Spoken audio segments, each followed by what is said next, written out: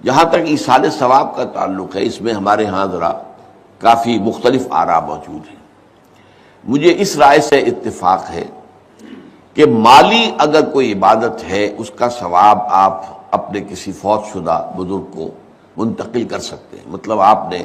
کسی بیوہ کی کوئی مدد کی ہے، کسی یتیم کی کوئی مدد کی ہے، کسی دینی کام میں پیسہ لگایا ہے، کوئی صدقہ جاریہ شروع کیا ہے خدمت خلق کے لیے وغیرہ وغیرہ،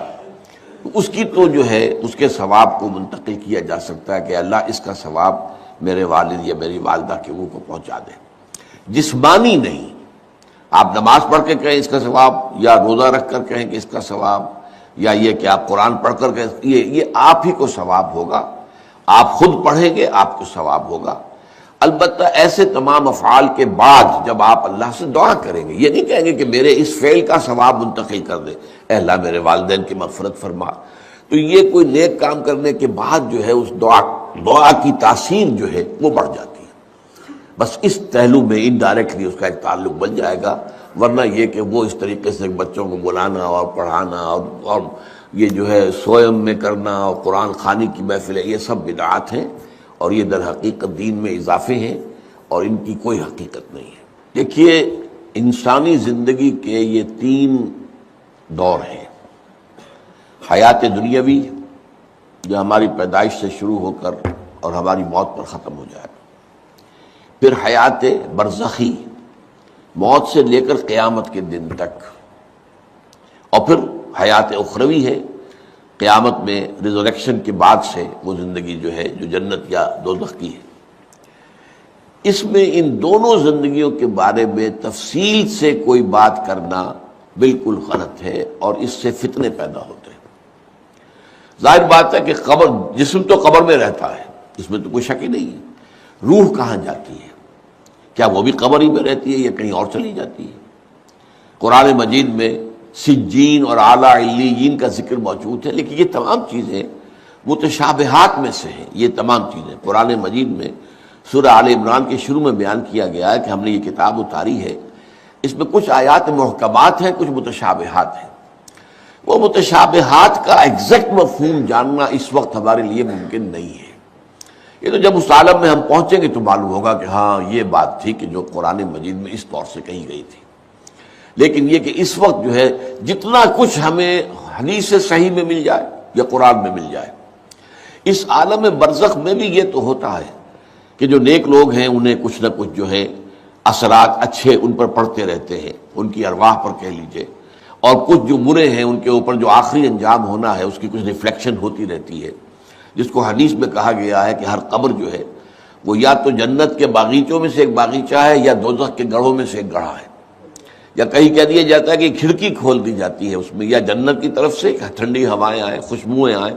اور یا دوزخ کی طرف سے کہ آگ کی لپٹ آئے۔ دوزخ میں داخل ہوں گے قیامت کے بعد ہی، اور جنت میں داخل ہوں گے قیامت کے بعد ہی، لیکن اس کے کچھ آثار پڑنے شروع ہو جاتے ہیں، وہ جس کو انگریزی میں آپ کہتے ہیں coming events cast their shadows before, بعد میں آنے والے واقعات جو ہیں ان کے کچھ سائے جو ہیں پہلے سے آنے شروع ہو جاتے ہیں۔ تو اسی طرح سمجھیے کہ جو کچھ آخرت میں کسی انسان کے ساتھ ہونا ہے اس کا ایک عکس جو ہے وہ عالم برزخ میں شروع ہو جاتا ہے۔ اسی لیے قرآن مجید میں یہ بھی آیا ہے کہ یہ جو آل فرعون تھے یہ صبح و شام جہنم پر پیش کیے جاتے ہیں، اور قیامت کے دن پھر کہہ دیا جائے گا ادخلوا آل فرعون النار، ان کو داخل کر دو آگ کے اندر۔ تو یہ اس حد تک، باقی یہ ہے کہ تفصیل میں جانا، ہاں ایک رائے ہے، یہ شاہ ولی اللہ دہلوی رحمۃ اللہ علیہ کی ہے، اگر ان کی رائے نہ ہوتی تو میں اسے بیان بھی نہ کرتا، لیکن یہ کہ وہ ایک بہت بڑے محدث اور بہت مفکر اور دین کے فلسفے سے بہت بڑے واقف انسان تھے، انہوں نے کہا کہ جو اولیاء اللہ ہوتے ہیں، اللہ کے نیک بندے، اللہ کے بندے، ان کے انتقال کے بعد ان کی روحوں کو بھی اللہ فرشتوں کے طبقہ اسفل میں شامل کر دیتا ہے۔ یہ فرشتے ہیں نا، اس وقت بھی موجود ہیں، ابھی شاید اگلے ہی جمعے میں وہ حدیث جو ہے اس کا بیان آئے گا کہ جب بھی کسی گھر میں، اللہ کے گھر میں کچھ لوگ اس لیے جمع ہو کہ اللہ کی کتاب پڑھیں اور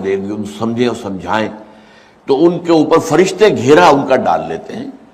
اور ان پر اللہ کی طرف سے سکینت نازل ہوتی ہے اور رحمت نازل ہوتی ہے، اور اللہ ان کا ذکر کرتا ہے فرشتوں کے پاس، دیکھو میرے بندے، تم کہتے تھے یہ فساد مچائے گا، دیکھو یہ بھی تو ہے نا جو میرے کلام کو پڑھنے کے لیے میرے گھر میں جمع ہے۔ تو فرشتے ہیں موجود، ہم میں سے ہر ایک کے ساتھ 2 فرشتے موجود ہیں۔ تو یہ فرشتہ اسفل ہے، سب سے نیچے، جو دنیا کے کاروبار کو چلانے میں اللہ تعالیٰ کے سول سرونٹس ہیں۔ پھر اس سے اوپر کے فرشتے ہیں، اس سے اور اوپر کے فرشتے ہیں، پھر مقربین ہیں جو اللہ تعالیٰ کے قریب ترین فرشتے ہیں۔ لیکن یہ کہ ملائکہ کے طبقہ اسفل میں شامل کر لیتے ہیں تاکہ جو کام اللہ تعالیٰ ملائکہ سے لیتا ہے وہ ان سے بھی لینے شروع کر دیتا ہے۔ لیکن ہمیں یہ اجازت نہیں ہے کہ ہم فرشتوں کو پکار کر کہیں کہ اے فرشتے، اے جبریل، اے میکائیل، یا فلاں، اے منکر، جو یا میرے جو ہے